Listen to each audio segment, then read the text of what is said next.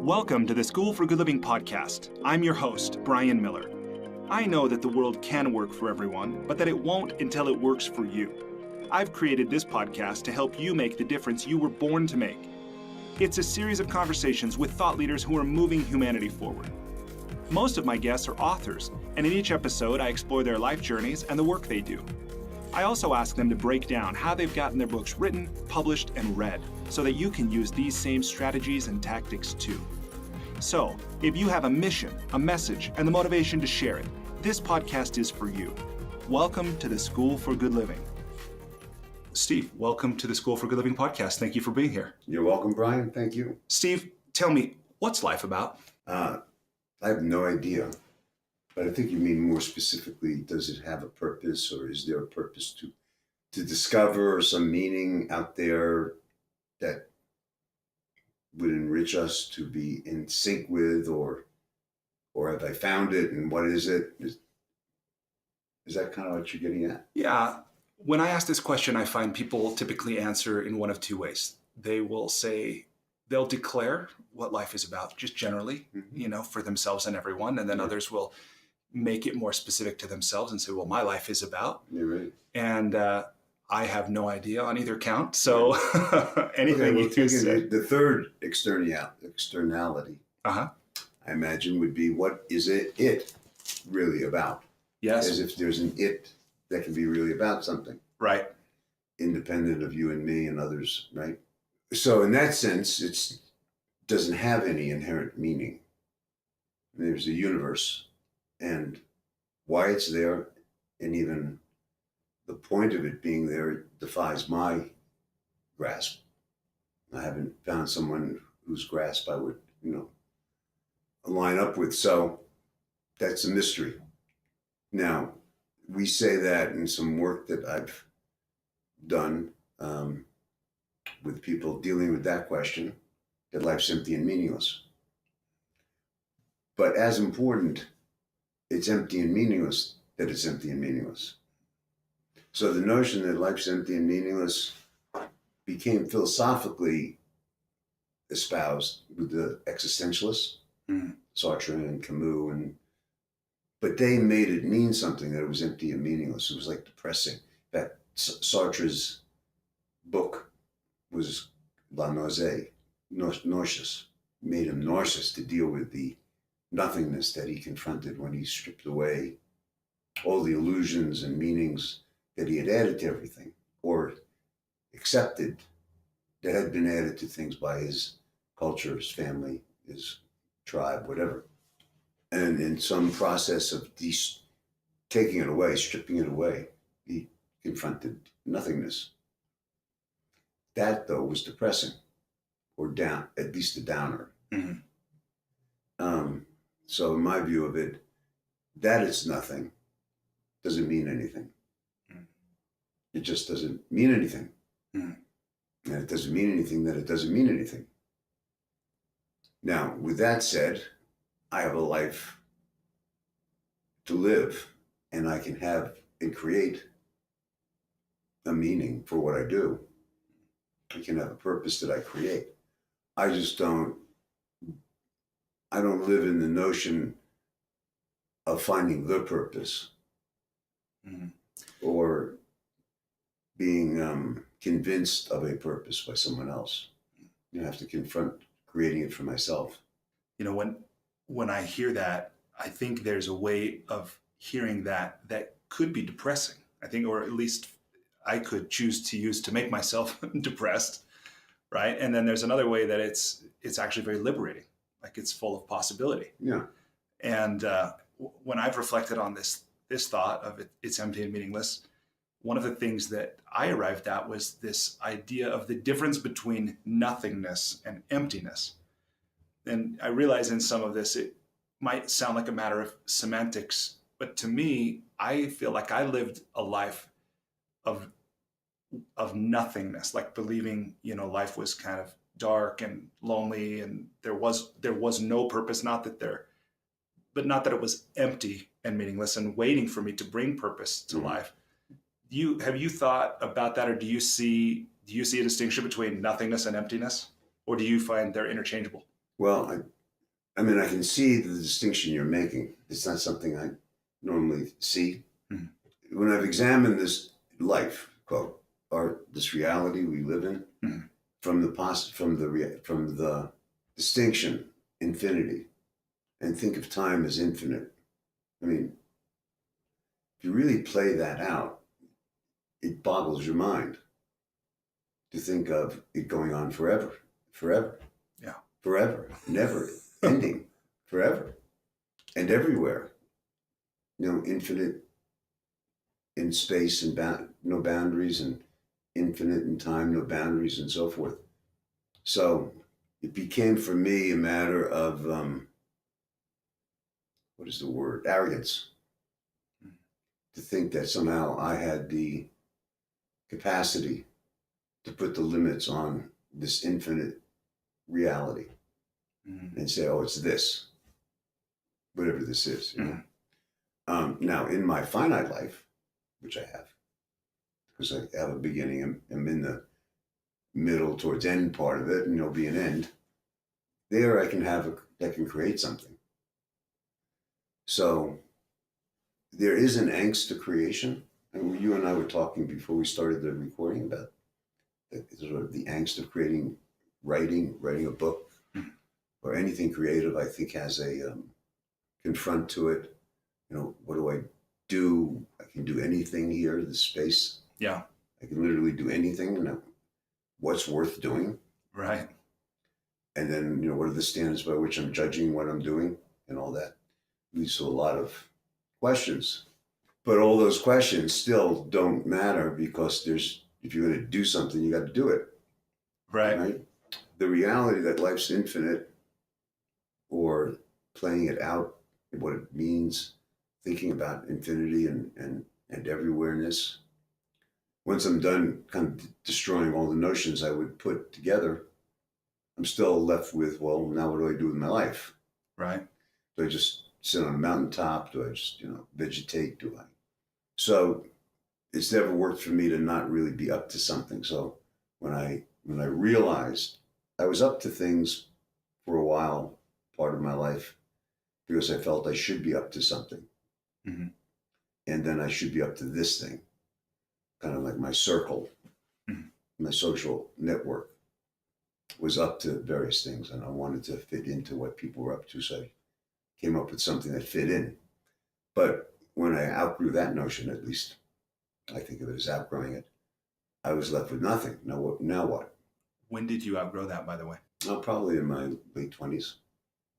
How did you do it? I mean, did you just wake up one day, or did something happen, or did you read a book? Like, how did you outgrow that? Well, first I studied philosophy. So in philosophy, you get exposed to a lot of strange ideas. Okay.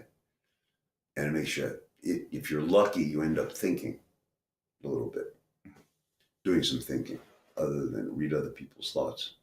Mm-hmm. And to be perfectly honest with you, this was the late 60s and 70s, played around with psychedelic drugs. And they have a particularly powerful doorway into life. So in that experimentation, and then in my own experimentation with philosophy and dealing with, like, thinking through a lot of things we're talking about, it just came to me. This is like, this is BS, what I'm doing, what I think I should be doing. Now, what do I really want to do? It took me about 4 or 5 years to sort out what I really wanted to do. When you sorted it out, has it remained consistent from that time? Yeah. That was how many years ago? Oh, God. Early 70s. So 40, 50 years. Yeah. And it's been consistent. So yes. You did a really good job of sorting. Well, either that or I'm stuck. One of the two. Before we go much further, since our listeners, aside from whatever intro I've written for this podcast, they don't know who you are yet, or what you've done, or why they should care about what you have to say. Mm-hmm. So let me start by asking you, when you meet someone, or someone asks you who you are and what you do, what do you tell them? Well, what I've been managing for the last 25 years is pretty much what I tell them, it's an incomplete answer, but it's, what do you do? It doesn't give you a lot of time to respond. Right. So what I currently have been doing for the last 25 years, is managing a transformational consulting company. A consulting company that deals with the ideas of what we call transformation, in service of performance, basically. Now, performance can mean a lot of things in a lot of different contexts. So it could be the standard pictures that come up for people of more money and more profitability, or less problems with safety would be improved performance. But it could also be supporting government agencies in delivering on what their purpose is as an agency, or even charities being more successful in doing their charity work. So whatever people are up to organizationally, or can be up to organizationally, we can have found a methodology that supports and improves it. So I helped found that company, and then became its CEO. Recently turned the CEO job over to someone else who's running the company, and now I still manage some of the large-scale engagements and do the R&D for the company. So that's what I do. Now, before that, I was working in a similar field of transformation, but applied to people, individuals.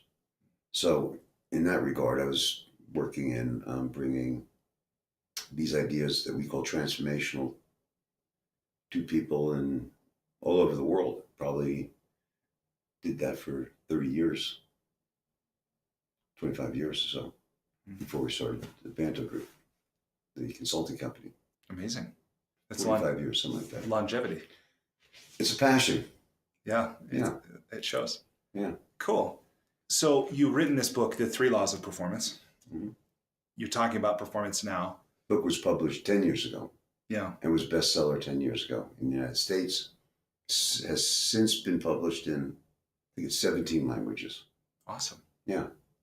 That's great. It's still selling well. Yeah, I've read this book, and I've had the chance to apply some of what you talk about in this book to my own life, to apply some of it in our family and our family business.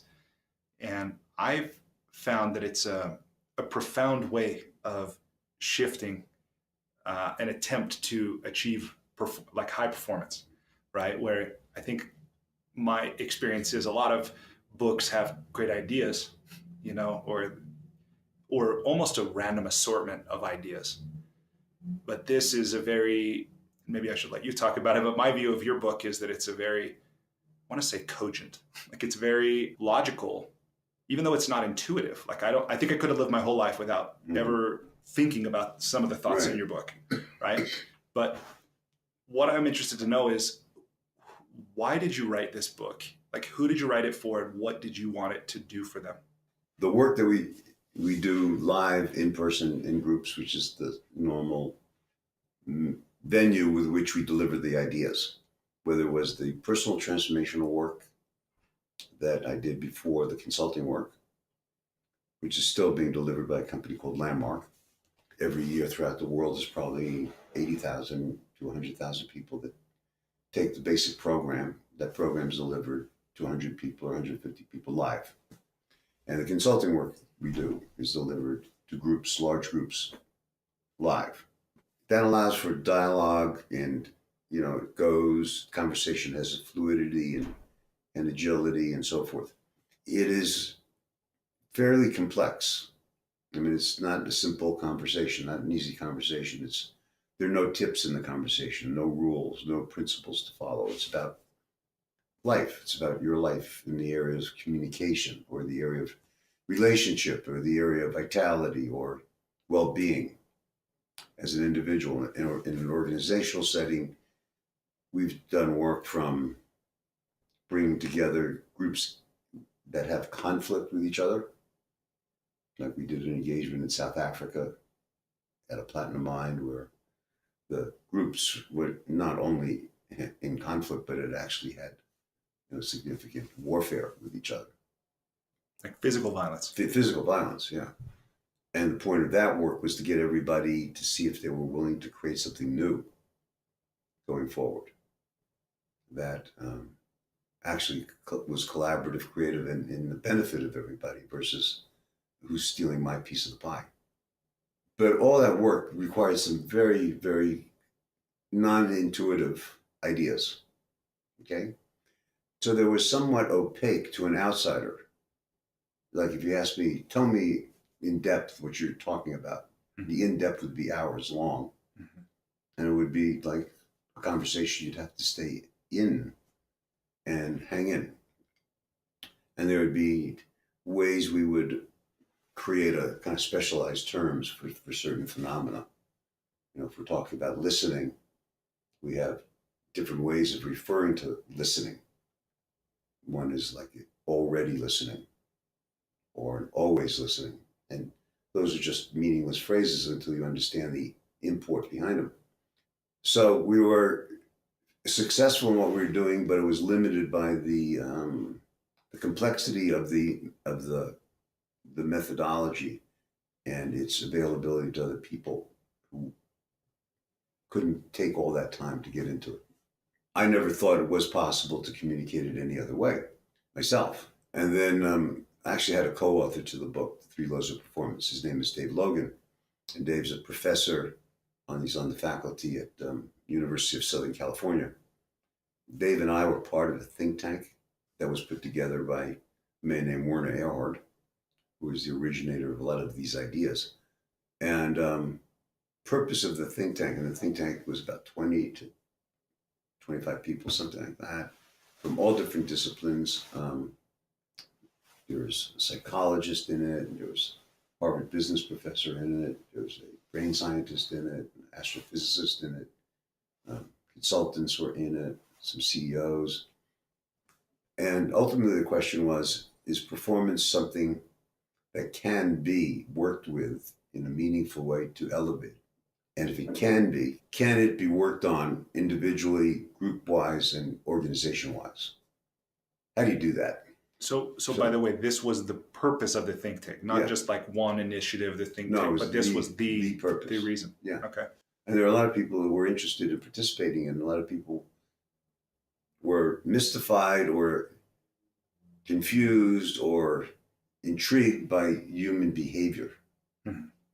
which didn't seem to fit very nicely in most of the boxes we got for it. Mm-hmm. In fact, Mike Jensen, who's in the group and has been a colleague of mine and was a professor at the Harvard Business School, now emeritus. Mike shared with me at some point in our relationship where one of his big epiphanies was realizing that the big failure of his business school, and he thought business schools in general, was that they related to the people, the students, and others in conflict in that came into interaction with the university as rational creatures. So they trained rational creatures to manage other rational creatures in administration and finance and economics and budgeting and how to manage a company. His big insight was people are not rational. So the big failures were failures not necessarily because of the situation, possibly because people were not trained to deal with the real nature of life itself, human beings. So it doesn't mean that if you say human beings are not rational, it doesn't mean they're crazy. It just means their rationality happens from time to time. Other things go on from time to time. So if you look at passion, passion is not rational. Love is not rational. Our emotional side is not rational. Yeah. But a lot of our life is emotional, negative or positive. Standing for something and being committed to something is not a rational act. There may be a rationale to it, but to go to war, to fight for an idea, that's not very rational. Yeah. Given you could be killed. Right. And people are supposed to be worried about their self-interest. So why would anybody do that, right? So therefore, we were interested in, what makes people tick, really? Really, what is this? Or is there some way of getting it? And as we were doing this work with this group of people that went on for like 5 or 6 years. And what was the function, by the way? Did you meet quarterly? Did you once or twice a year? We met quarterly, at least twice a year. Maybe in the beginning, it may have been more often. And then there were conference calls or subgroups, and there's writings distributed and comments by people, and kind of an ongoing conversation using conference calls, meetings, email, etc. And what kind of outcomes did you have for the group? Well, the intention was to arrive at some deep understanding of this mysterious thing called action and behavior and performance, or to arrive at something, whether maybe there's nothing to arrive at that. And then if there was something to arrive at, publish what you arrived at. And the commitment was to publish it in a rigorous academic way, so that it spoke to the academic world and had that kind of grounding and commitment and rigor. So the final product still has not been written up. It's probably 80% done to 90%, but it's still not done. Along the way, and this was now, we started on working on this thing in the early 2000s, middle 2000s. Along the way, people were very excited about what we had come up with, even though it wasn't complete. It wasn't written exactly in the format we wanted it to end up being. But they asked if I, who've used a lot of these ideas in organizations, and Dave, who, as I said, is an academic, but also has published a number of books, very successful books, would write kind of a guide to the ideas for the people not involved in really dealing with them. So, interested listener, someone who would be interested in that kind of stuff, but not necessarily they had any background to the methodology, the ideas that we're using in the methodology. So you could say the everyday kind of audience. But I don't know, it's not every day for everybody. A lot of people are not going to be called to deal with human behavior as it applies to performance in life and performance in organizations. But if you're interested in that kind of thing, you could read it. And our job was to somehow walk this middle path between having the ideas be authentic, not dumbing them down, but not speaking over people. So giving people a way to get into it faster than they would have. And that was really challenging for me because I didn't think it was possible to start. So you undertook a task you believed was impossible. Yeah. You did it. Why did you do that? Well, because they asked me to. Fair enough. Yeah. Okay. And Dave seemed to think it was doable. We, in the 5 years it took for Dave and I to write the book that we ended up, probably rewrote it 35 times. Wow. Like literally the entire book. And we went through almost a strange kind of, Star Trek mind meld? In the beginning, this is the conversation at the beginning, as Dave would say to me, Steve, that's way too, jargon. That's much too jargon, or much too specialized. People are not going to get that. And then I'd read Dave's stuff that he'd write an answer to that, and I'd say, this is too, you dumbed this down too much. So that was the conversation for the first year or two. And then somehow we started having the opposite conversation. I'd look at Dave's stuff and I said, hey, this is way beyond people's ability to get. This is, this is way too dense. And then he said, well, what you wrote was this, you're dumbing it down. So we kind of changed heads for a while. That's funny. And then we ended up in some shared space at one point. We found a voice between the two of us. That's awesome. How satisfied are you with the final product now? I mean, after 35 rewrites and a co-writer, how pleased are you with the form of the book that is the finished form? Well, you got to remember we did it 10 years ago. So at the time, I was pleased to just finish it.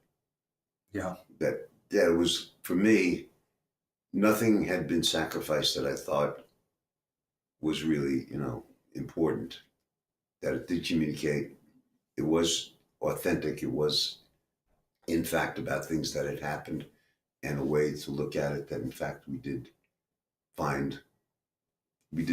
and did find powerful. Mm-hmm. And people's feedback was good. They became, like I said, in the United States, a bestseller. And I still get notes from people about the book. Some people have read it many, many times. It's been taught in universities, or still being taught in university classes on performance. Will you tell me about a note you've received that has touched you, like something from a reader, somebody that you didn't necessarily know, but you created this work, you sent it out into the world, somebody found it, it resonated, maybe they applied? Like, is there some one of those that stands out for you? Well, to be honest with you, Brian, I've had a number of them. So I don't know how many, I say a number, is 20, 50, something Mm-hmm. like that. Mm-hmm. But every now and then I'll get a message from someone that I don't know, who'll say, look, I've read your book 3 times now, 4 times, or whatever. I actually have it on my nightstand, and I really want to thank you. It's saved me this, or I was able to do this, things like that. So that I find particularly gratifying. Yeah. Yeah. It's also been an entree into people wanting to explore in a deeper way what we do, organizationally and personally. Mm-hmm. So I do know that, that's brought people into the world of our commitments, like what we're up to, what we do. So that's been probably the most rewarding thing. That it's been a doorway into others getting the whole thing. Mm-hmm. I'll bet that is gratifying. So when you were writing the book, or maybe now that it's done and it's out, is there a profile of your ideal reader, like the person that you either wrote it for or who seems to benefit most from it? I mean, is this middle managers, C-level managers, entrepreneurs, someone else, business school students? Is there some kind of category that? Not that I let me think about that for a second. I don't think so, but no, I've thought of it in different terms. I've thought of it more, how willing and open are you to counterintuitive ideas? And a lot of people find a counterintuitive idea just horrible, terrible. It's hard for them to be in the same room as that idea, Yeah. Then there are people that are thrilled by these ideas, and then people in between, willing. I think the ones who are willing, not in any camp, like, oh, the more counterintuitive it is, the better. Mm-hmm. I think they get a lot out of the material. But anybody who's willing to just consider it as possible and sort of go through it and play it out and try it out, I think will be surprised. So was there a moment, like a specific moment, that you knew you would write this book? After being asked to write it? Yeah. I mean, did you know in that moment, or did you? I was not sitting in this group thinking I was going to write a book. Okay. Right. That was not like the plan. So I know, looking back, sometimes we can find, or remember, like, oh my gosh, yeah, like I wasn't really sure, or I wasn't committed, and then I remember I was at this restaurant, or it was in a conversation with someone, or whatever. Did you have a moment like that it was like it just crystallized and you knew that you would write this book? I think there was this crescendo of moments from, one of the people who was a real advocate for us writing this book, separate from the Barbados Group, which was the name of the think tank. We ended up calling the group of 20 or 23 people, how many people it was, the Barbados Group, because that was the first place we met, in Barbados. So it seemed like a name. Sounds nice. Yeah. Before that, a man named Warren Bennis, who's now passed on, but was a distinguished professor at USC and had been the president of, I think, the University of Cincinnati. He was considered the authority on leadership. Brilliant man. Wrote or co-authored over 40 books in leadership, and had his own publishing imprint within a big publishing company, Wiley Books. It was called Josie Bass, was the books that he's personally selected, his collection of books. So Warren and Dave and our spouses and his wife had dinner one night we were sharing about the Barbados Group and sharing about some of the engagements that my consulting company, Vanto Group, was doing in South America at that time. And he said, "Oh, you guys have got to write. You got to write this up. You got to write about this. You got to write this as a book. I'll get it published in my collection of books." That was a real acknowledgement. Yeah. That kind of, well, that'd be great. Maybe. Mm-hmm. Not right now, Later. Later, definitely later. But it was sitting there, and then maybe a year later, the group, through conversation, said, "We ought to print this." And Dave, you've written a book. Steve, you've done a lot of these things. Why don't you guys write it? Then it was kind of like, well, that's a great idea, except I don't know if you can write it, right? Mm-hmm. So, but I was at least willing to try. So Dave and I tried a couple of drafts and so forth. I found a book kind of represent us. What I think shifted things for me in terms of the book itself was we wrote a draft. People like to draft. For me, when I write something, not just the book or articles that I've written or stuff, I almost have no real basis on deciding whether it's any good or not. I mean, if I like it, I like it. Whether it communicates or makes any difference for other people, I have no idea in just looking at it myself. Mm-hmm.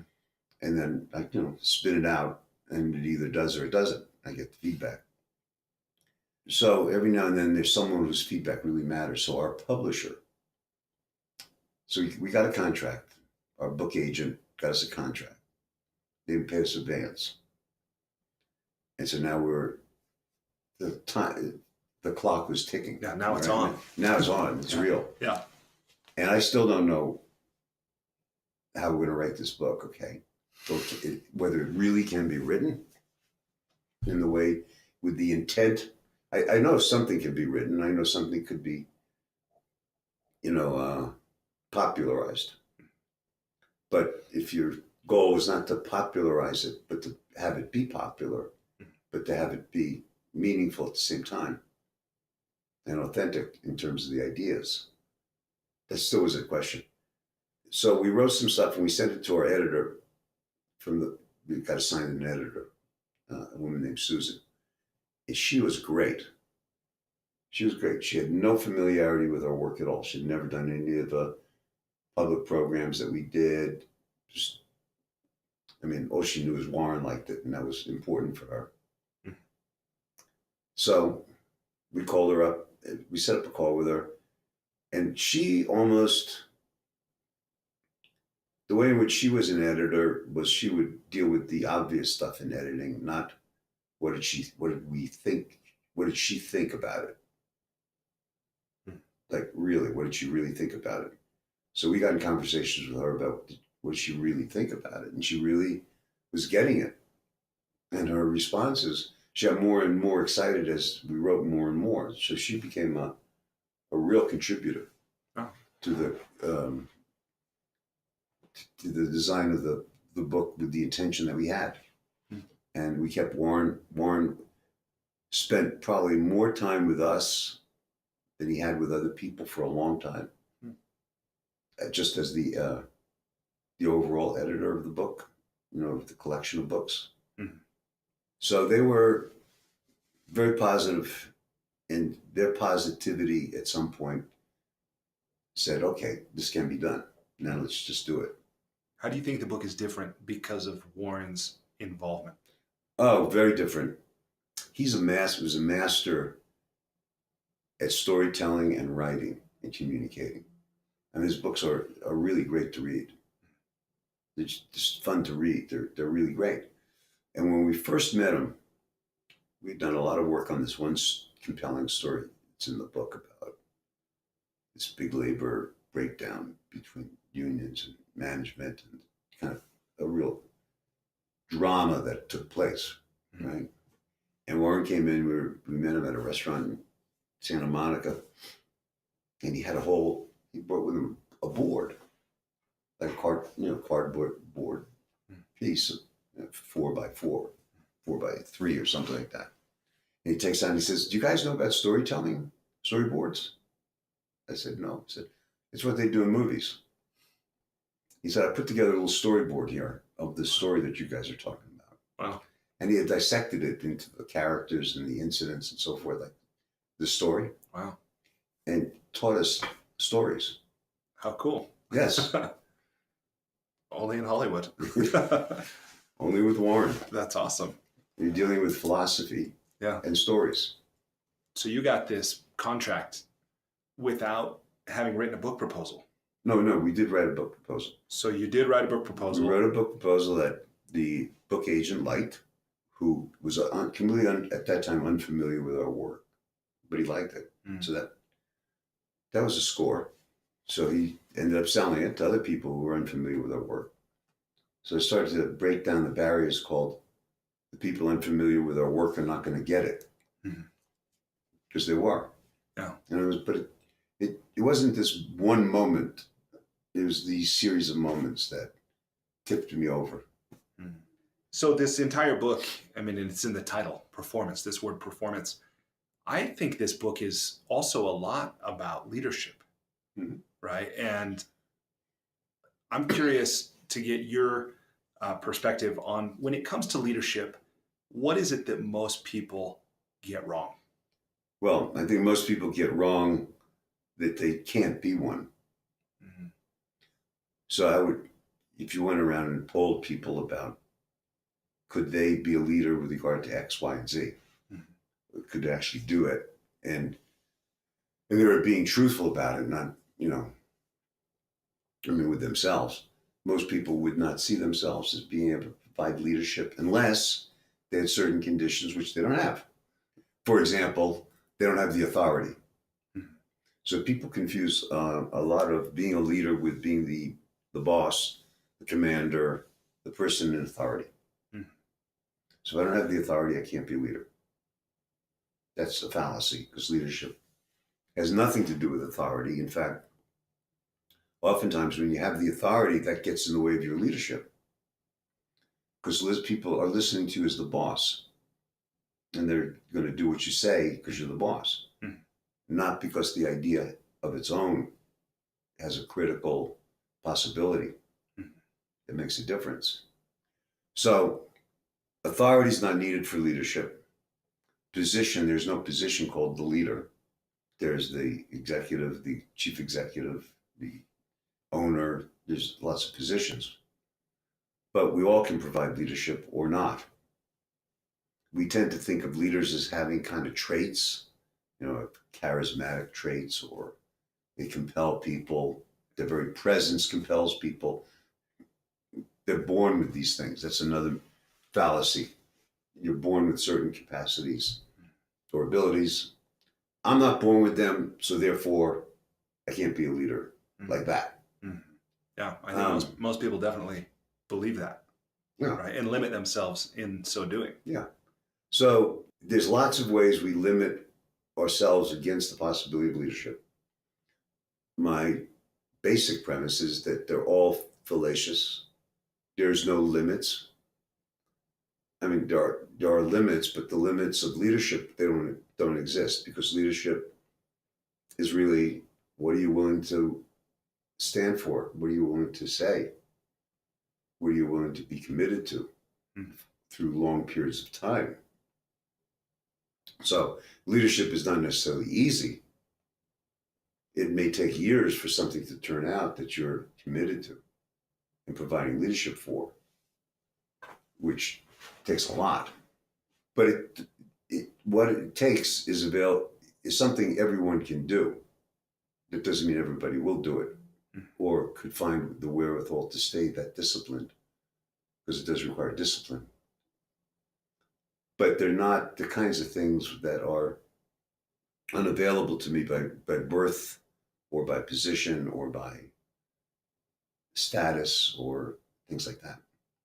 So this is one of essentially what all these three laws of performance ultimately, as I see it, ultimately is what they're about, right? And to know that that was a part of this thinking in the Barbados group, and that you accepted the assignment to write a book that conveyed these in a way that the lay reader, would get and be able to apply is pretty remarkable.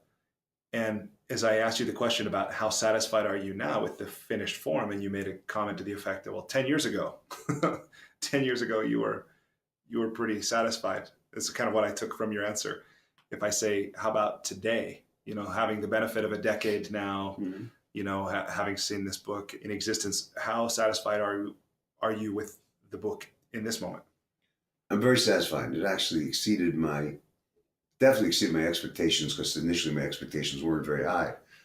But after it was published and it got a very positive, the feedback was positive in all the various ways that you measure success. Then I thought, well, that's great. It's working, Mm-hmm. But I've seen it go beyond that. It wasn't that it's had lasting power, and its ideas are still considered unique and novel and leading edge. Yeah. After 10 years, it's, I think, pretty great. So that makes me happy. That's awesome. Yeah. So one thing in the book's summary that I read, and so I don't know that these words are in the book exactly, but this idea that having more information does not translate into different actions. Merely having more knowledge or more information doesn't necessarily change the way we behave. Will you talk about that a little bit, and how your book goes beyond just adding, again, more good ideas, more knowledge, but how does it really leave one being either a leader or achieving performance, if it doesn't just add at the level of mind? Right. Well, counterintuitively, what we think, what we've come to accept as our way of dealing with life as Westerners, developed country thinkers, is that the more knowledge you get, the better you are to deal with things you have to deal with in life. Knowledge is king. You get it through education, sometimes formalized education, sometimes informal education. However, but the answer often to the problems that we're dealing with is learn something. Mm-hmm. Or you didn't learn something. That's why you have this issue. So knowledge is critical in that way of thinking. Probably the originator of what now is an epistemological based society. Our society is knowledge-based, epistemological, was Descartes. Descartes was a brilliant thinker, mathematician, philosopher, and so forth, but had a particular view of things that have stayed because they were so compelling at the time, and which we think have been shown to be fallacious, like this notion of a thinking being, a thinking creature, called the mind. Well, he first called it the soul. Now that transformed into mind, and that mind was the repository of all the stuff you needed to deal with life, and life beyond death, perhaps. I don't know. Spiritual life. That whole notion of the mental aspect of life and the accumulation of knowledge. Unfortunately, can you learn to play professional golf by reading a book? You can learn something about it. Yes, but can you go play? Probably not exclusively from having read a book.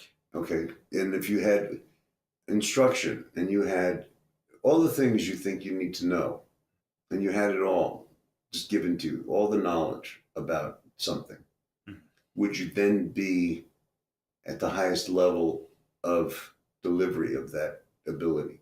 No. Because delivery of that ability is not based on what you know. Right. It is based on something, but not what you know. You could say it's based on practice, but that's not enough. So the players who are playing the game are in a different position with regard to the game itself and what it takes to win the game and perform in the game than the people who are watching them play. Right. The people watching them play, who are not playing, have all sorts of opinions and ideas about what should be going on, but they're not playing the game. Right. The people playing the game are dealing with a different world. They're dealing with a world coming at them full blast, chaotically, almost quantum-like, things are happening all at the same time, and they got to make split-second decisions that are so fast that the actual cortex cannot make them. They're split-second, faster than the cortex works.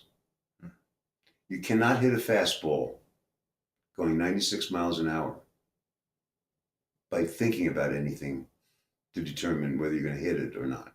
Yeah. It's not how it goes. Now, people do hit some fastballs, not a lot at the major league level. They pay people millions of dollars who can hit fastballs or curveballs or both. Yeah. Millions of dollars. And not a lot of people can do it.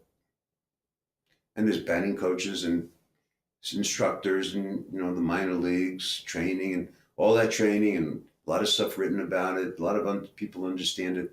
A lot of analysts. A lot of analysts. A lot of sports. Analysts are interesting to the other people who are watching the game. Right. But me as the baseball player, I wouldn't listen to an analyst to see what's going wrong with my swing. Yeah. So it's a different world, the world of performance. It has its own world, the world of performance. And in that world, people who navigate it effectively have learned something about dealing with themselves, engaging in life that is not conceptual. It does have experience behind it, but it's not purely experiential. I can fail and fail and fail and fail and then all of a sudden get it. So that I failed and failed and failed doesn't mean I'm going to fail. It meant I failed and I failed and I failed and I failed and I failed.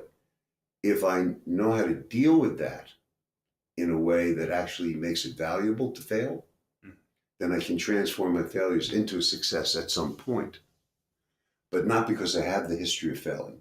Right. Because I got something from the history of failing. Yeah. That I apply in the next moment of time. When I hear this thought, I think it's very profound. I think it's a very profound thought. And I also, I find myself evaluating it, right? And trying to look for examples in my own life or whatever. And if I listen to this thought and attempt to impose a beginner's mind on myself, and I think,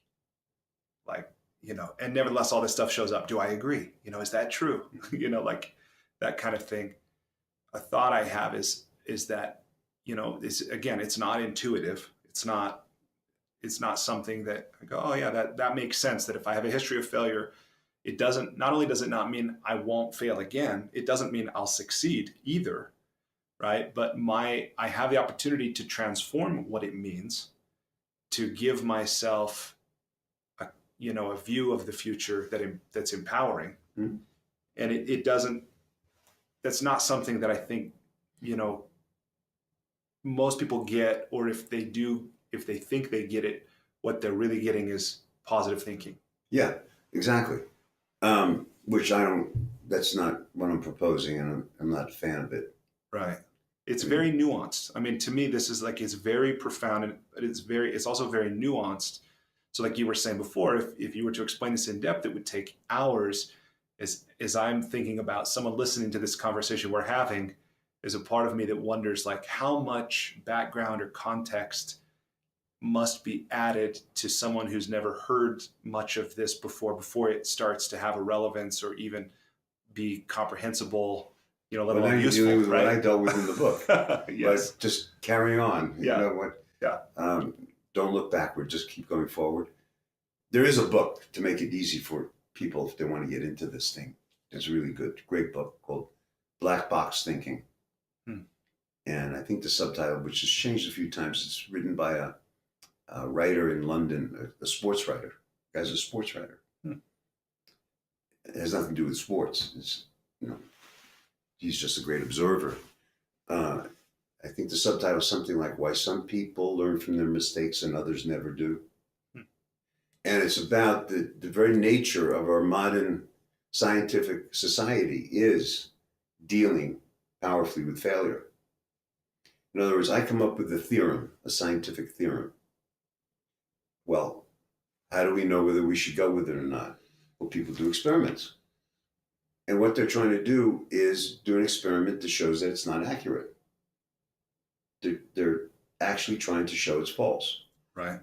And if 1,000 experiments happen over the course of a long period of time and no one can falsify it, it ends up being the way things are. Right. So this notion of falsification, of testing, is very modern, very scientific. It's what everything's built on, really. Yeah. Okay? It is foreign with the way people think about dealing with their own life and the failures in their life. Everyone wants to avoid failing. The only problem is that you can't do anything new, because by virtue of doing something new, the chances of you failing at it initially are pretty high. And they're fine. Don't do that one again. You got that one out of the way. Try another approach. So the reason they call it black box thinking and the power of it is the author starts by contrasting the kind of thinking done in the airplane industry versus the kind of thinking done in the healthcare industry. And they're two different industries with two different histories. Mm-hmm. The airplane industry's history was 1900s. Airplanes were first taken, or 1890s, whenever it was, went 100 yards, and then they figured out how to make it longer and longer and longer. It's still pretty dangerous. Mm-hmm.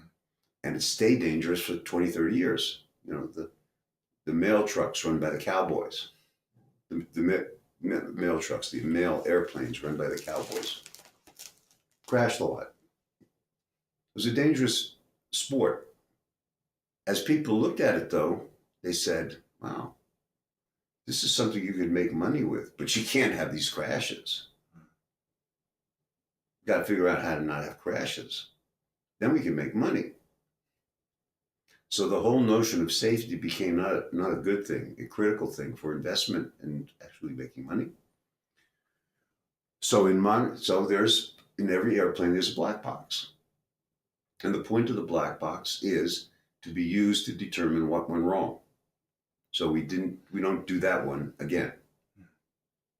And if you look at crashes, and last year there actually were no crashes for commercial jets at the international level. Once there's a crash, independent investigators from the governments go and study it, and their findings are made available real time to every pilot and everybody in the world all the time, because they want everyone to know, and everybody wants to know. It's not like, oh, I'm going to hide it. Mm-hmm. I don't want to be blamed. Mm-hmm. If you think that, you can't play the game. So that's black box thinking. Now you contrast that with a lot of things that go wrong in operations, in healthcare, where you have a lot of opacity instead of transparency. Mm-hmm. It's a different world. So the nature of failing is, if you can own it as something useful for the future, not something to use to make wrong or blame or so forth, punish. I mean, that may be involved in certain aspects of it, but failure as an opportunity to get it right. How many times do you think Edison failed with the light bulb? Well, if the stories are true, they say 9,999. Right? Or Dyson with his vacuum cleaner. He apparently went through 5,600 and something iterations of a particular device at the heart of his vacuum cleaner that he's now a billionaire from. It's amazing. Yeah, it's people who can deal with failure as an access to success. So that's where the abilities to perform develop in that kind of game. If you're a boxer, you walk in the ring, there's actually somebody there trying to kill you. Yes. You did not read about it. You dealt with something to prepare you for creating something in that moment. Let me shift gears a little bit and ask you about your passion for music. So you're a musician, right? Talking about things you don't just learn by reading. Right. And I understand you play classical music, you play jazz, right? Tell me about your passion for music. Well, when I was 9 years old, they brought instruments by my classroom to find out people who were interested in any of the instruments, This is in Brooklyn? Yeah, grew up in Brooklyn. And somebody ended up with the clarinet, and I liked it. And my mother said, "Do you want to learn that?" And I said, "Yeah." It sounded like a good idea. I developed discipline somewhere in that period of time. Mostly it was to deal with thinking that I was not smart enough and I needed to do better on tests. So I developed the discipline of studying.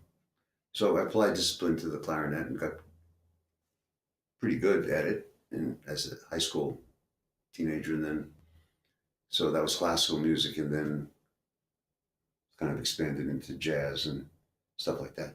And I worked in some, different bands in Chicago and New York, doing rhythm and blues, soul music, classical on the side sometimes. I did that through my 30s and so forth, but really have not. The kind of work I did sort of took over because it took so much of my intellectual capacity to stay with it that I pretty much gave up the other things that were interesting to me, but like sports and stuff. I mean, I kept them up at a minimum level. Like I've kept up.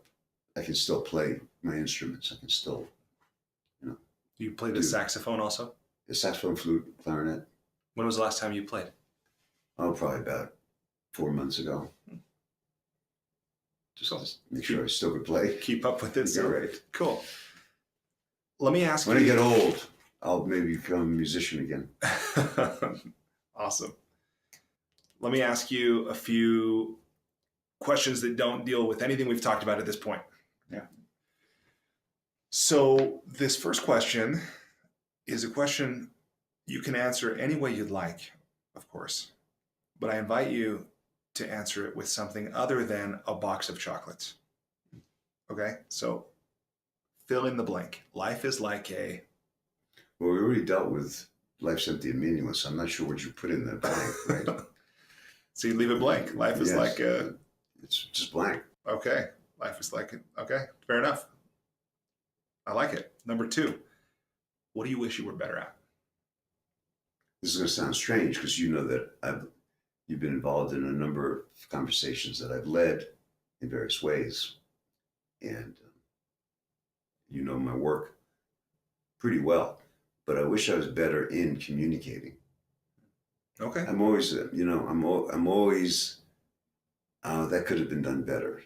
Or, I want 100%. And if you're working with 100 people, it's almost never 100%. Yeah. It could get close, 98%. So whatever it takes to get that last few percent is what I'd like to master.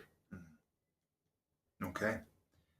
If you were required every day for the rest of your life to wear a t-shirt with a slogan on it, or a phrase or a saying or a quote or a quip of some kind, what would the t-shirt say? How about life's empty and meaningless? I could have seen that one coming. Or don't sweat, as my friend Charlie used to say, don't sweat the small stuff. Wisdom. Now, yeah, everything is pretty much small when you compare it to a life or infinity or anything. Yeah. So, that I wish I was better at not worrying about things. I know worrying makes no difference. Yeah. But I'll find myself worrying about something. You don't strike me as a worrier. No, I'm not a worrier, but I have moments of worry. Yeah. I'd like no moments of worry. And if you had no moments of worry, what would you have instead? Peace. Okay. Beautiful. Right. I love it. What book, other than your own, have you gifted most often? Well, through recently or just through my life? Both. Through my life, I think the book I most gifted, or suggested at least, was Catch-22. Why? Oh, I just thought it was just an amazing book about the absurdity of life. What about recently? The book I've been promoting, one book I just talked about, which is Black Box Thinking. Another book that I started reading recently that I would recommend is Stealing Fire. Kotler. Yeah. Cool. Okay. So you travel a ton. What's one thing you do or something you take with you when you travel to make your travel less painful or more enjoyable? Nutritional things. Hmm. Because I find that one of the hardest things for me when I'm traveling is dealing with my nutrition. Like I've trained myself to deal with it, Mhm. my own ideas of diet and so forth. And so oftentimes I'll bring things that I can substitute for what I'm offered to stay true to my dietary intents, or fill in the gap about lack of protein and so forth. Just diet is a big thing for me. Another, did you ask for difficulties in traveling? Yeah, so either something you do or something you take with you when you travel. Well, one of the things I take with me is a jump rope that I don't use as much as I should. Because exercise when I'm working and traveling becomes difficult. So sometimes the work starts at 6 a.m. And then when you're done at the end of the day and you have to be up the next day at 6, you don't feel like exercising. Yeah. So you bring a jump rope with you. Bring a jump rope and have a little routine I do in hotel rooms if I have to. But I don't like it. I mean, I like running and physical stuff, weightlifting or martial arts with at least bags, things like that. So that leads maybe right into this next question is what's something that you've either started or stopped doing in order to live or age well? Well, I used to love to smoke. I stopped that. I loved it. It might be why you're still here. It may be. And I did change my diet as I got older. I had very high metabolism when I was young. I pretty much could eat anything. And then as I got older, that changed. So I've had to vary my nutrition based on aging and traveling. I don't find myself able to access a lot of the media that I would at home. It comes and goes, so to speak, on the road. You either catch it or you don't catch it. So things I want to see or make sure I can, I record, but don't have that privilege on the road. And then friends and family, they get difficult when you're traveling. Just staying in touch. Yeah, staying in touch. Being with them, staying in touch. Your son lives in LA? He lives in San Francisco. Oh. He actually started working for my firm about 2 years ago. So that's been good in terms of our seeing each other on some regular basis. Oh, family business. Yeah, right. Well, he's part of it anyway. Oh, right on. What's one thing you wish every American knew? Well, I wish they understood the history of the country and what's brought it to its current situation, which I feel less than before. It may just be the times, but I don't think people are familiar with or exposed to what actually brought us to where we are. What do you see are like maybe one or two of the biggest points that have brought us where we are? Well, there's a big anti-immigration wave going on, but this is a country of immigrants. Right. Right? And most of the people saying what they're saying came from immigrants. Mm-hmm. And it used to be considered our strength. Yeah. So I don't think people understand that history. And history of racism and where the country began and how it's dealt with it, I think is swept under the rug. Yeah, I think so. All right. What advice did your parents give you that has impacted you or stayed with you? Well, mother and father probably told me everything I should do that was right, and I didn't listen to them. So I ended up wasting a lot of time, a lot of money, all that stuff. But it was kind of how I think people have to go. They have to discover things for themselves. So I pretty much was uncoachable as a child. I mean, I was not a bad child. I was successful in the things you're supposed to be successful in as a child, school and stuff like that. So I didn't get a lot of worry around me and concern and correction, all that stuff. But my mother had a very level head about life, and I ignored a lot of her ideas. It came back for me to see, that's pretty, wish I'd gotten that earlier. And then there are ideas that she had of things that she worried about my doing, like studying philosophy, which turned out, I think, in my benefit. She worried about you studying philosophy? Yeah. Why? She wanted me to be a lawyer or a doctor or something important. Something practical. What do you do with philosophy? Yeah, and you got a master's degree in philosophy. Yeah, I did. Yeah. And I was working on a PhD and then got bored with it. So what was your plan, by the way? Like before I got bored with it or after? Well, my plan before was to be a professor. Okay. Then at that time, that lifestyle didn't seem as exciting as the other lifestyles that were happening in the late 60s and early 70s. Mm-hmm. So that was in Chicago. Yeah. And then you went to San Francisco. Right. Well, I decided I didn't want to be a professor. I didn't have to live any particular place. So the place that was most compelling was San Francisco. Yeah. I can imagine in the 60s and 70s. That's right. It was definitely an experience. What about San Francisco at the time stands out to you now? Like, what was it that made it so special or so memorable? Oh, it was really creative, innovative. Everything was sort of being made up as you went along. Lifestyle, music was great. The rock and roll revolution, the psychedelic revolution, social revolution. There was a lot of crazy stuff going on too, radical stuff that I was not into. Overthrow of the government type of stuff. And Vietnam War was in full-blown fashion, but somehow San Francisco was a beacon of truth-telling and kind of like possibility for me. Mm-hmm. Cool.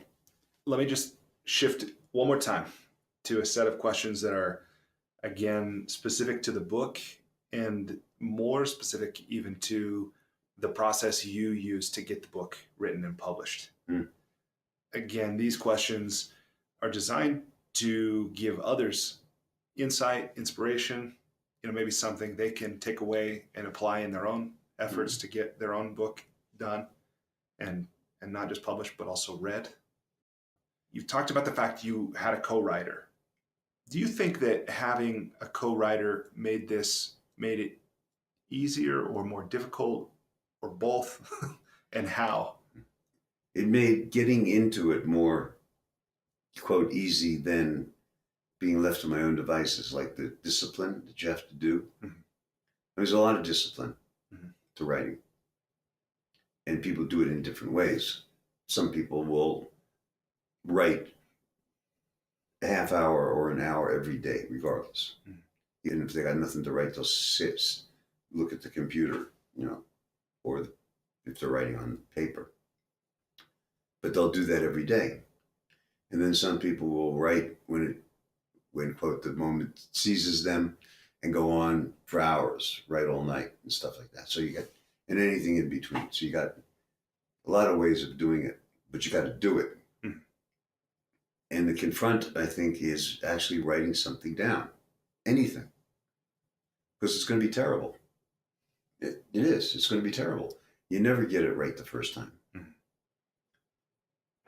which is an amazing truth. And I started to realize, God, think of the courage it takes a sculptor, particularly a sculptor working with marble, like Michelangelo, to actually hit the damn thing, because you almost never get it right. So as you go through trying to pull out of this marble some creation, you got to deal with your mistakes along the way and constantly, work out workarounds. Mm-hmm. I guess as you get to be a master of that craft, it gets less and less, but I'm sure there's always mistakes. Anyway, I always found writing somewhat tedious. So with papers and at the master's level, even my master pieces. I got to writing them in one sitting. Wow. Because I just didn't like the process of writing it, coming back, and that kind of everyday agony. Mm-hmm. Stopping and starting again. And so I'd have to hold an idea that was fairly long in execution. Sometimes I wasn't quite sure where I'd end up in the propositions I was dealing with. And it was kind of a murder mystery for me that actually was useful because it kept me compelled. Like, where is this logic going to take me? Mm-hmm. It usually worked. Not every single time, but it usually worked. But that was for school. When I didn't have to do it, I enjoyed really talking with people, like interacting with people about the ideas. I liked dialogue. I liked the giving back and forth, mm-hmm. The interaction, the excitement of the kind of discoveries that you have mm-hmm. in that real-time situation, which writing never occurred for me that way. So I did write things, and I wrote things by myself, and I wrote it with other people. Writing it with other people was enjoyable just because you were working with another person. Yeah. And you had to be there. So did you write in person, or did you write over the phone? We did both. Oh. We wrote for 5 or 6 years, the book. So we got together regularly every 2 months or 3 months. We took trips to interview clients that had gone through these transformations to find out how things were for them. Now, one was in Japan. We took a trip to Japan together. But we'd write a lot on the phone or on shared documents when that technology became available. From your view, what was the sequence of events that led to this thing going from concept to completion? No, first it was, Dave had written 3 or 4 books. And one was a bestseller too. It was still sells well. Tribal Leadership, I think. So he kind of guided the beginning conversations. All right, we need to find an agent. An agent. We've got to decide on a publisher. Now you work with the agent around publishers, but you have a notion that some publishers are more this type of book than others. Mm-hmm. Understand this kind of book, this marketing, and so forth. Some give you more marketing, some give you less. There's a whole world or was a world. Things have quite changed now since when we wrote this book in 2009. Yeah. I mean, really, publishing has altered significantly. But back then, it was, who do we get as a publisher? Who do we want? Who do we get? How do we get it? Book agent. Mm-hmm. Who's a good book agent? And that was a matter of getting some references and suggestions. And then actually calling up some people and ending up with someone we thought we liked and seeing how conversations went with that person, their ideas. And then basically we had to write a outline of the book for the book proposal, kind of like what it's about, where it goes, and a sample chapter. The sample chapter held up. We wrote it and actually had it was published on Mike Jensen's website called SSRN, Social Science Research Network, which is now, I think he sold it to other investors in the Social Science Paper Distribution Network. It is the largest distributor of social science research in the world. Millions of articles. Hmm. So we published the first chapter as a piece of its own, called it Rewriting the Future, something like that. It's still up on SSRN. Hmm. And it became the heart of one of the chapters in the book, one of the early chapters in the book. The outline we came up with got changed about 10 times, but we had an outline of where we thought the book would go. Why did it keep changing? Because our ideas kept changing. We kept reworking. Part of it was just we didn't see the full extent of what we could do. Part of it was how we articulated it got clearer and clearer. when we had a struggle with writing it out and getting feedback. I mean, a lot of the process was write it, pass it out to a lot of people, different kinds of people. We created a whole reviewing network of people that were interested in what we were doing. People from the Barbados group itself, people from our consulting constituencies, people from our personal life, people whose ideas we thought highly of. And we had a lot of people interested in the book's publication too, in our internal organizations and so forth, and in the Barbados group people. So it floated around and got a lot of feedback. And every time we get feedback, we dealt with it. And oftentimes it was good and meant changing stuff. How did you know what feedback to listen to and what feedback to ignore? It's just what lands, makes sense. I mean, some stuff people would say a cautionary note about something, and for me it was like, I'm not worried about that. Mm-hmm. Or they'd bring up something that I hadn't thought about, and I'd say, oh, that should be dealt with. Yes. Yeah. I don't want going in that kind of weird direction. It could go there. So what roles did you each play in you and Dave, in the creation and the drafting of the book? Well, like I said, it reversed itself, polarity, a few times. Sometimes I was the methodology and technology expert of how we were applying these 3 laws that we created, the 3 laws of performance.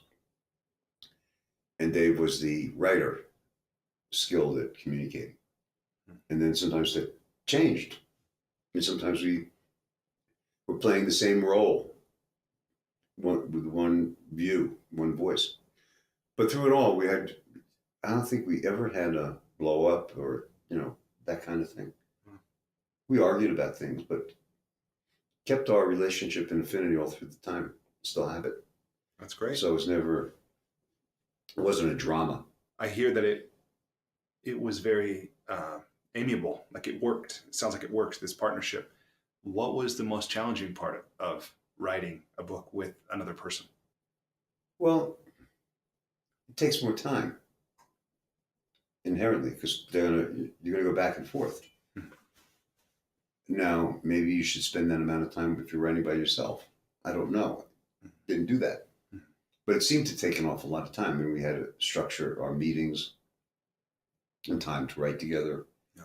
And so it was, often inconvenient, in the sense that any schedule is inconvenient. That's the truth. Yeah. Any schedule is inconvenient. Right. Yes. So what did your process look like? Did you do a given amount of time per day? I went from the depths of hell to the heights of heaven. I went from, this will never get done, to, oh, this is looking good. Yeah. And that would be with every chapter. Every chapter was its own world. Wow. And then we were down to, we had a published date. We had a date by which we were supposed to send in the manuscript. It wasn't at the beginning, but it came up in the process of writing it. In that 5-year window you're saying it took to write the book, where did the book deal come in? Oh, the book deal was there at the relatively at the beginning. So it's a very generous window of time. Yeah. They were not. We were sending her the material, and she understood. The editor, Susan, it was great in her contribution and the way she managed us. She understood the complexity of what we were doing, and she understood it. She liked it. So there was no pressure for a couple of years on, when are you guys going to write this? Wow. They understood it would get written. We were writing. So it was, the best we could do. But then at some point, it got to be, we needed to have a date. Yeah. Deadlines can be powerful. Right. For sure. What was your writing process like? Did you have a page? Did you do a word count, minutes per day, like pages per week? How did you keep yourself on track in terms of process? In the early days, it was more meeting and working on stuff, and we'd get as far as we get, and then come back and keep working on stuff and get as far as we got. So it wasn't, the meetings were set in time, so that we were spending that amount of time on the book was always guaranteed because we had it in time. Sometimes I didn't spend any time in between the meetings on the book. Sometimes I did, depending on whether I thought we were hung up by something or not. I mean, there were times when I just took on something and called Dave a few days later and said, I want you to read what I just did on this part here. So we had a fluidity like that. As we got in the last couple of years when the book had a publish date, because we needed to organize marketing around the book and all the other stuff. Mm-hmm. Then it got to be, okay, we'll finish the books is written in 3 parts. And we did something unusual, I feel. Each part is somewhat independent of the other part. So the first part is about the 3 laws as illustrated by case examples, like how they were played out in companies. Mm-hmm. And then the second part, each part being 2 or 3 chapters.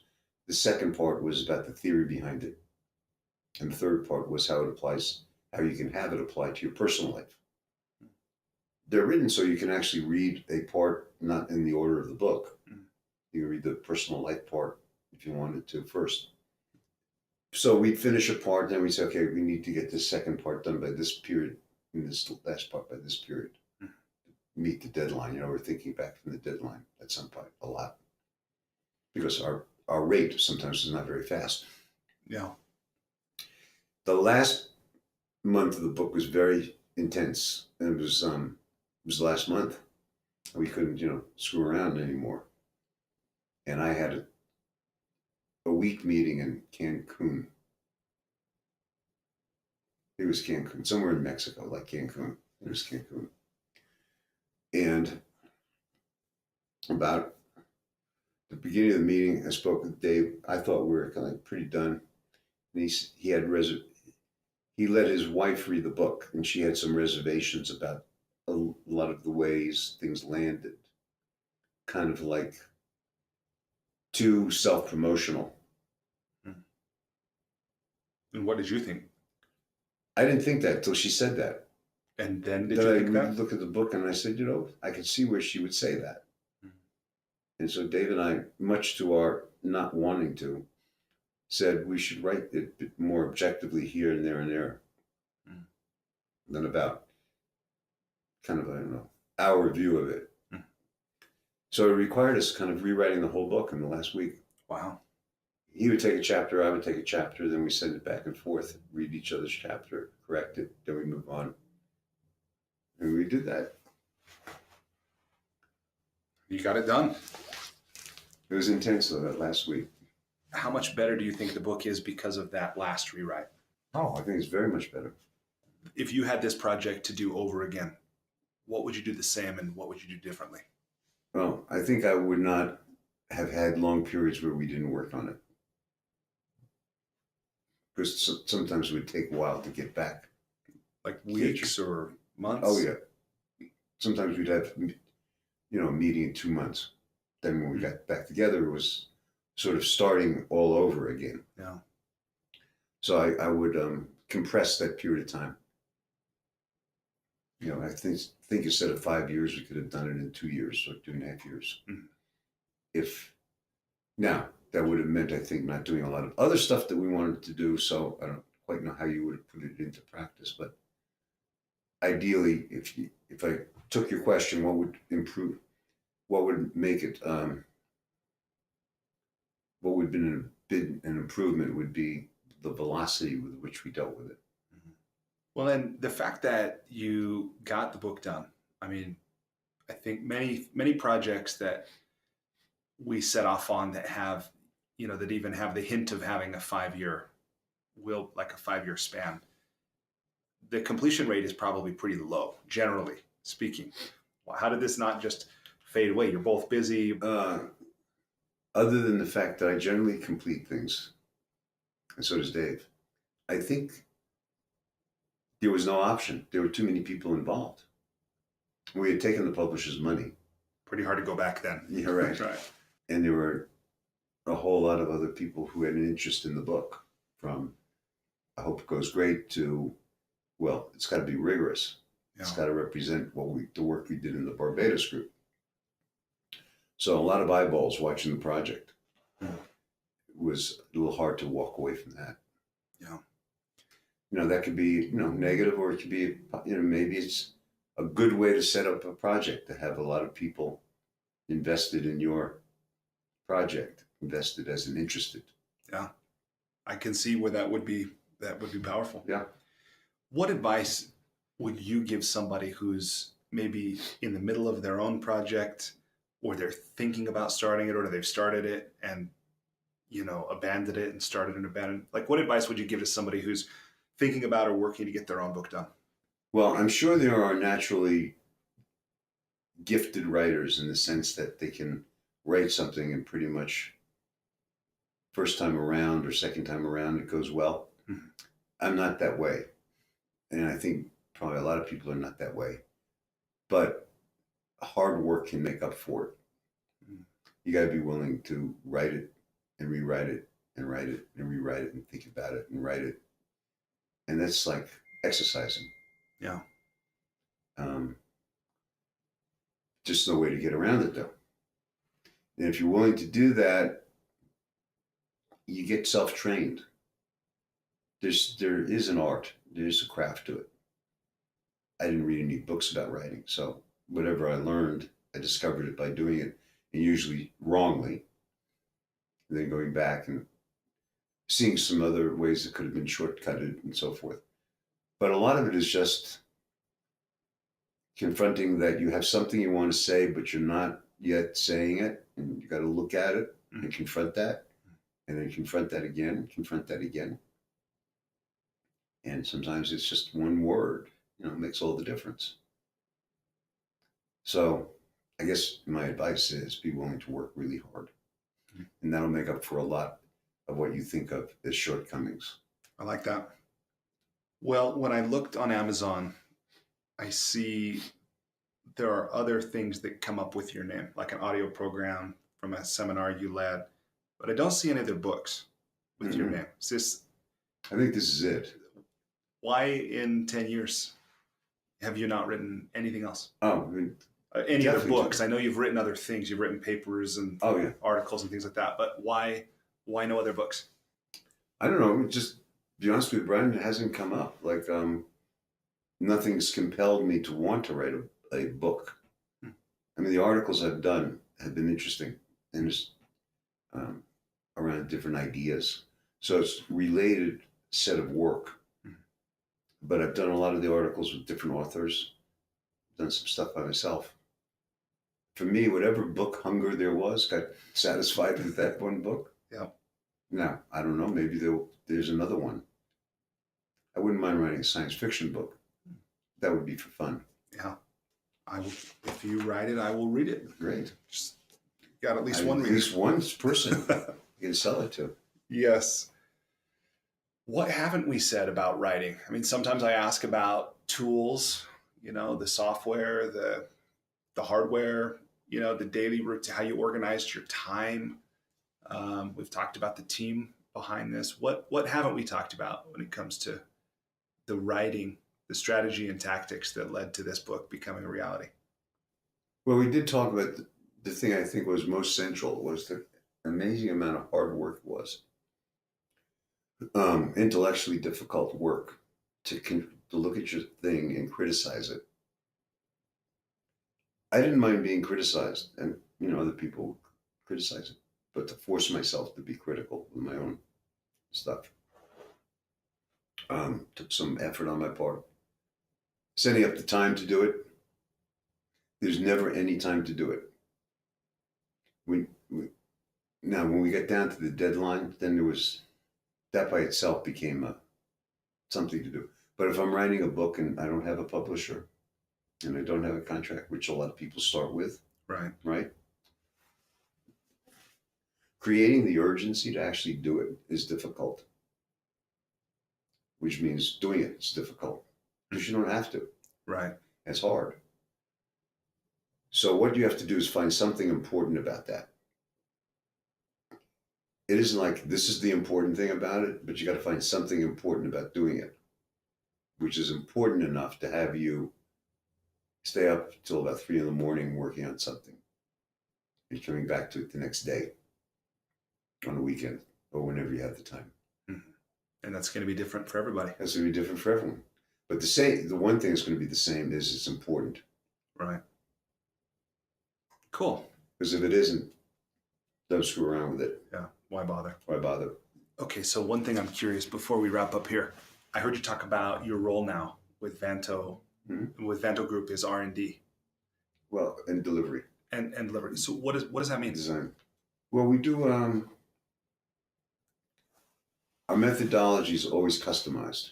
It's, while we have standard models we've used for certain kinds of general situations like union management conflicts or worker mobilization, getting all the workers into a space of team or leadership or whatever the requested idea is.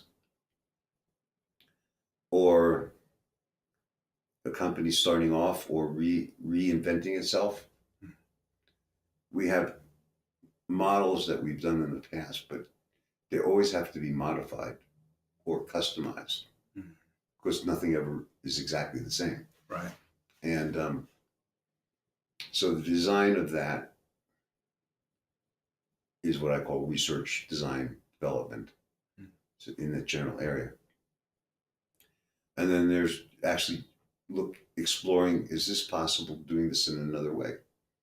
Is there a faster way to do this? And trying out different ideas that would possibly speed up the rate at which people get it, the rate at which it actually has an impact on the way in which they engage with life. Something shifts for them, a way of seeing something. A door opens up. Something becomes possible in the actual doing of it that wasn't possible earlier. That's what I mean by the engagement in life. Yeah. Actually dealing with this person or that person or this group of people or your boss or the people that work with you or the conditions in which you're doing the work and how people are operating about it. So in the very act of engaging with life, things open up and present different possibilities. So we're always exploring how to make that faster, how to make that more easier in a way, I think, but fast is probably the right word. I don't know if it's ever easier. You know, hitting a baseball is just hitting a baseball. I don't know if it's easier or harder. I guess it's harder when you strike out than when you don't. Yeah. But it's still the same physical activity. Yeah. Cool. Okay. So if people want to learn more from you, of course, they can read The 3 Laws of Performance. If they want to connect with you or they want to learn more than that, what should they do? Well, they can do Landmark's public programs. One's called The Forum. That's a great program that takes these ideas and allows you to have your life be influenced, have the ideas have an influence on the way in which you're engaging with life in a way that most people find positive and powerful. So that's, I think, rather than intellectualize the engagement, let's do something like do the Landmark Forum. And if people are interested in finding out more about our consulting, go to the webpage and there'll be contact information there. VantoGroup.com. Cool. Okay, great.